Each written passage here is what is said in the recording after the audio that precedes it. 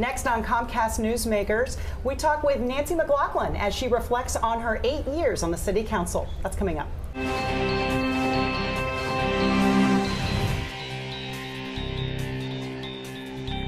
Hi, welcome to Comcast Newsmakers. I'm Sabrina Register. We're at the annual meeting of the Association of Washington Cities in the Tri-Cities this year. And joining me right now, Councilmember of Spokane, Nancy McLaughlin. So nice to see you. Thanks, of course, for coming on the program. My pleasure. So 8th and final year as a council member. Has it gone by fast? It's gone by really fast, and it's not by choice. In Spokane, we have term limits, so whether you like to or not, it's kind of like bye-bye, you know. It's been fun, but it's over for now, at least. It is. Well, we'll talk maybe what your future plans might be in a moment, but first I'd like for you to reflect a little bit on your last 8 years and what you feel like the council has accomplished and how Spokane has changed in those 8 years. Well, let me start with something personal. When I first ran for city council, and we're broken down into 3 districts in Spokane. So I serve the northwest part of the area, and when I first ran about 7-8 years ago now, there was a couple big issues. Always a budget issue, but we had some land out there where people have been promised a sports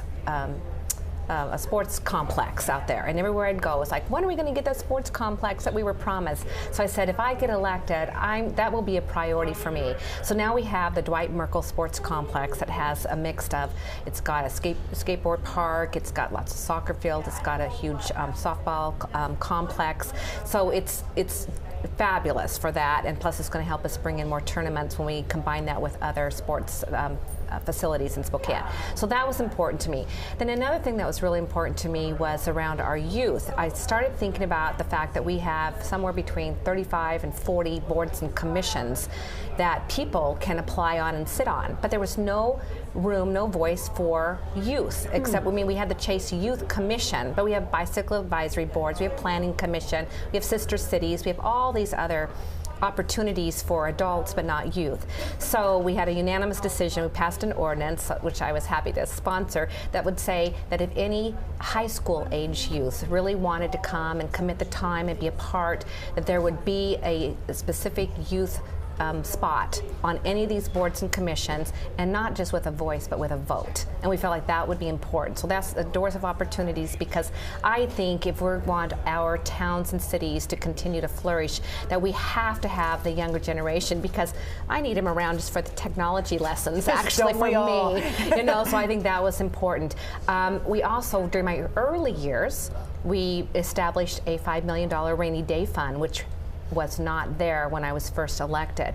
And boy, did that come in handy, because when I first, in 2006 and 2007, things were going fiscally pretty well. Rosy, We had some extra dollars. We set that money aside into a rainy day fund, and those dollars are supposed to be like bridge gap dollars. And we have burned through that $5 million. But hopefully, we're starting to peak, even though we're still looking at a deficit for this next year.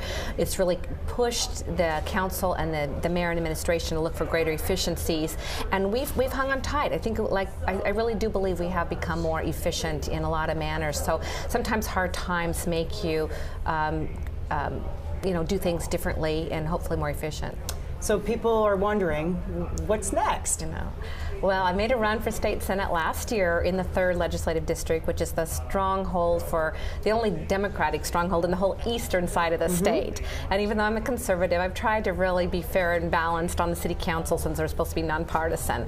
But I had to put an R or a D behind my name. I put an R. That didn't happen. So now I'm being wooed by people saying, Nancy, you need to move into the 4th. There's possibly an opening of somebody possibly retiring out of the House next year. So my husband and I, we've taken some drives.